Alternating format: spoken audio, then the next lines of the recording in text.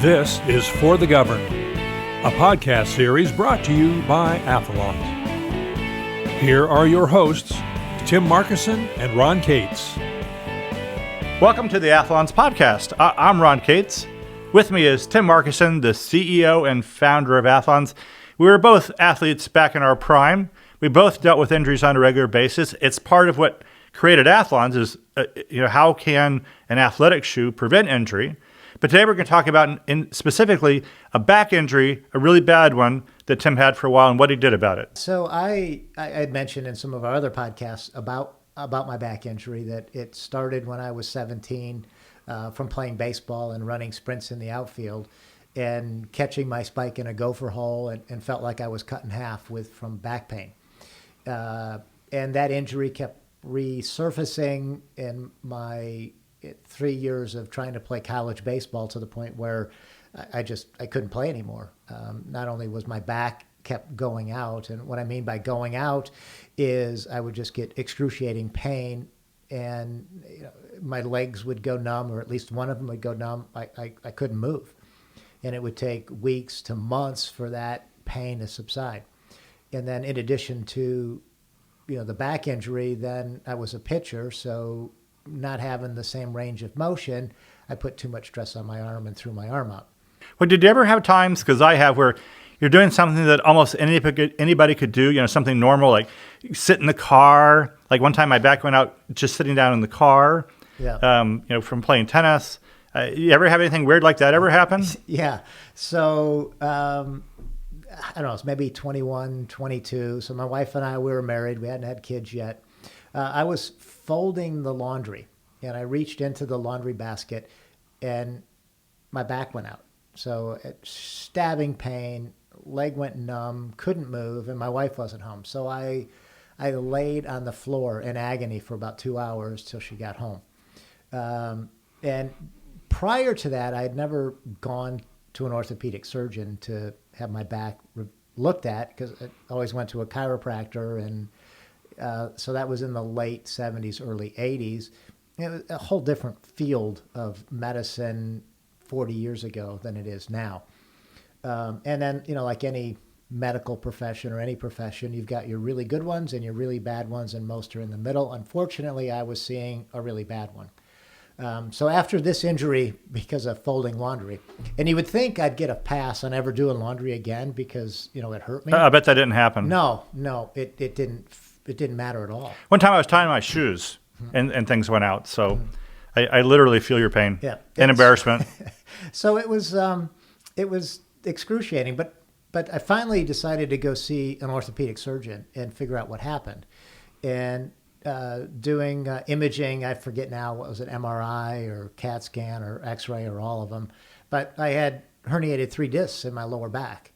And that was the reason for the pain, is that if I moved the wrong way, the disc would shift and pinch that nerve and my sciatic nerve and cause my leg to go numb. So the orthopedic told me that eventually, you're going to need to have this operated on. And then, as far as playing sports, he said about all you really should do is bicycle and swim. Now, to me, sports, I played baseball, I played some football, played basketball, a little bit of golf. To me, those were the kind of sports, and I know you're a bicyclist, so no offense to bicycling. That was a distance runner turned racing cyclist, but that's very different than a traditional team sport like basketball or baseball, where you got all this group of people and you got a very specific role. Getting in the pool is very different than that. So I viewed bicycling as a mode of transportation, not a sport to me. And then swimming, I am not a swimmer. I didn't learn how to swim as a kid, so, but those were my choices. So bicycle and swim. So reluctantly joined the YMCA that was in our neighborhood, and would go to the pool 3 times a week. And it's hard to say what I was doing with swimming. It was more like drowning avoidance. And I was like splashing and kicking and choking myself. It was awful for me. It got to the point where I didn't want to do it anymore. Well, you'll get great advice too. Hey, you're real fit, so why don't you just start out with something easy like, a mile or a mile and a half in the pool, like do 80 laps, like as if that's even possible. Yeah, it was just not for me. So at this time, my mother-in-law, right before my wife and I got married, she had back surgery. And she was in her early 40s at the time. And the back surgery didn't help her and may have made her worse. So I was like, well, hell, I don't want to do that. And but I can't not do stuff athletically. So I made up my mind that I was just going to play my sports, and if it got to the point where I needed back surgery, well, I'd deal with that at that time. So, about a month or so after I made that decision, I was watching a program on ESPN. Don't remember what it was, but it was about a bodybuilder who was in a car accident and broke his back. And the doctors told him that, you'll be lucky to walk again. And he goes, no, I want to compete. And they're like, no, you'll be lucky to walk. Forget ever lifting weights again. And he says, no, I am going to compete again. And within 18 months, he was not only back walking, but he was back on the stage competing. So that made me start thinking that, I'm going to do that. I'm going to start lifting weights. I'm going to strengthen my body and see what that does for me. And as a baseball player, especially a pitcher, my coaches prohibited me from lifting weights. So that was always kind of a taboo thing for pitchers in the 70s and early 80s. So lifting weights was something totally new for me. But I got into it, and I could instantly, well, not instantly, but within a few months, I could tell the difference. My core was stronger, my legs were stronger, and my back was getting stronger and bothering me less and less. Well, I know even in your 50s, you were playing competitive softball. You ride a bike a lot. Competitive baseball. Yes. You've run half marathons. Yeah. You're out on the bike a lot, mountain biking. So I guess it works. Yeah. Through my 20s and 30s and 40s, occasionally my back would go out, where you get that stabbing pain, the leg goes numb.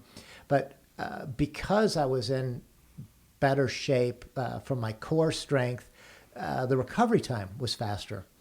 And, so I could go get some treatment and, within a week to 10 days, be back to doing my athletics. So like you said, I was playing baseball, pitching again, nowhere near like I did when I was in college or before the injuries, but I was still good enough to be competitive, and it was fun.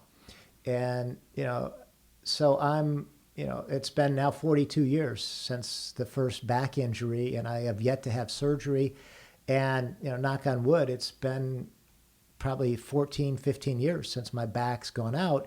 But I do work hard at the weightlifting and the training, keeping my core strong, try to keep my weight under control, keep that down, keep my body fat under 15%, and train. But like you said, I played baseball up until a few years ago, and I quit playing, not because of my back or anything. I just got to the point where to play at the level I wanted to play at, it was just too much training, and I just didn't have the time to commit.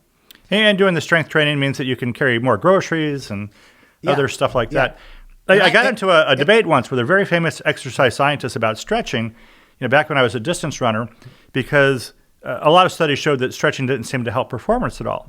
And he said, yeah, I don't care about performance. Wait till you're 40 or 50, and you can't get that can off the shelf without hurting yourself. And boy, was he right. That is part of my workout routine. Is in between sets, I'll do some type of stretching or a yoga move. I'm not a big fan of yoga because I'm not that flexible. But there's many yoga moves that are really beneficial for me. And if I've got an hour to train, it's going to be doing something that I enjoy, not yoga. For me, yoga, if they had like a 10-minute class would be like perfect. But I've incorporated what I've learned in yoga into my workout. So I have a nice routine with the lifting, the stretching, and yoga that, right now keeps me pretty healthy, and my back pretty strong. And, I can fold laundry like nobody's business now. There you go. And for the record, we're not equipped to give out medical advice. and we think you should always follow the advice of your doctor. But this is a nice story about something that you actually did that worked for you. My wife's a doctor, so I follow her recommendations with respect to my health. But it's a data point, an expert opinion data point. But it's that. It's not gospel. It's not you must do this. It's a data point, and my health is my responsibility. So I also learned other things and factor in the advice of the medical profession and made my own choices. But I'm not advocating to ignore medical advice. On the contrary, I'm advocating to follow it, but follow it as a data point and not gospel.